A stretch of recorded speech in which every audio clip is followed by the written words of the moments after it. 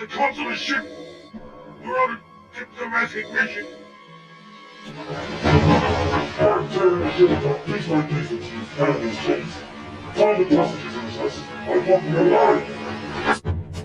That was the voice of David Prowse, the 6'6" English bodybuilder who donned the Darth Vader suit in all 3 films of the original Star Wars trilogy. On set, Prowse was concerned that his voice was being muffled up by the mask, but George Lucas assured him that all of his lines would be re-recorded later in the studio.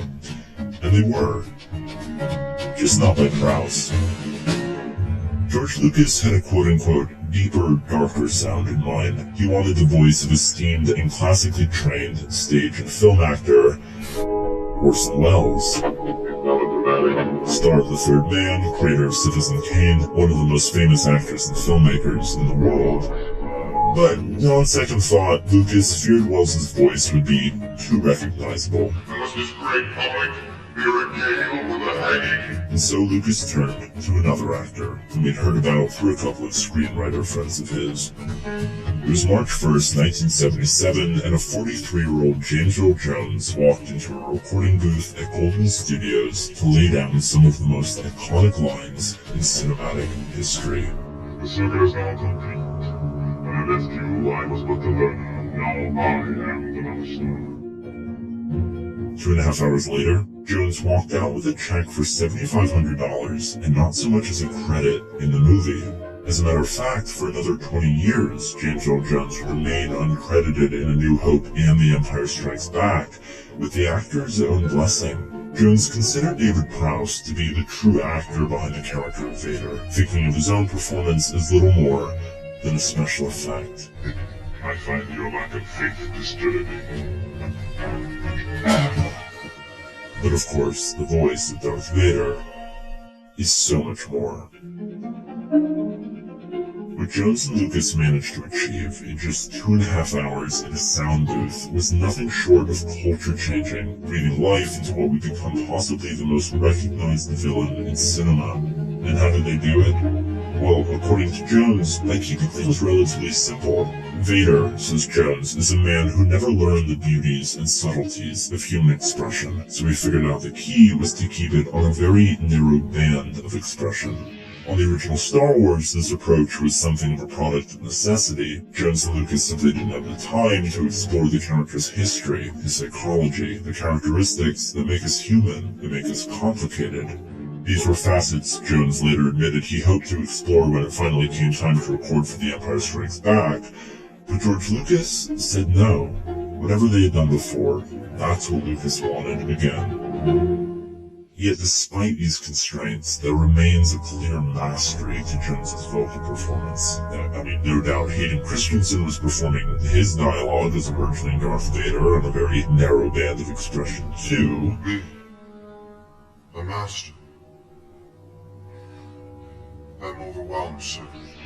Just maybe not quite to the same level of cultural impact. That's just a little joke. Now, James Earl Jones and his legendary timbre aren't the only ingredients to comprise the sound of Darth Vader. Vader is menacing due one part to his physical suit and stature, one part to the bass of Jones's voice, and another part to what lies beneath them. His cold, mechanical breathing. And for that, we can thank this guy, Star Wars sound designer Ben Burtt, who took the description of an oddly filtered voice made through a complex breathing mask from George Lucas' script and brought it to life by breathing into the regulator of a scuba tank.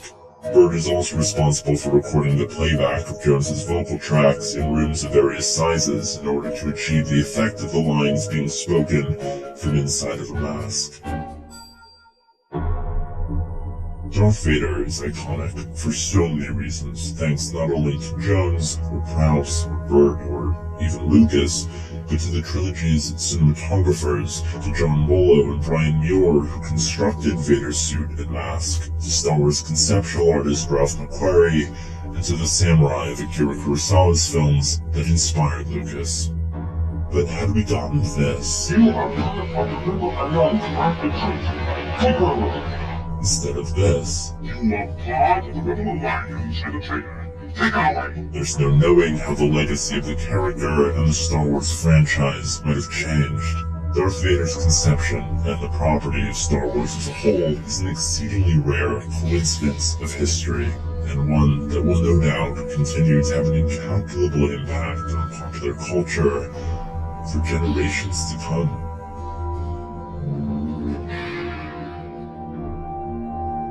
Hey everybody, I'm Danny Boyd. What's your favorite Darth Vader quote? Leave a comment, and if you want to support me on the channel, the absolute best thing you can do is hit like and share this video with someone you think might enjoy it. It really does help. You can also support me directly at patreon.com/cinemasticks. Until next time.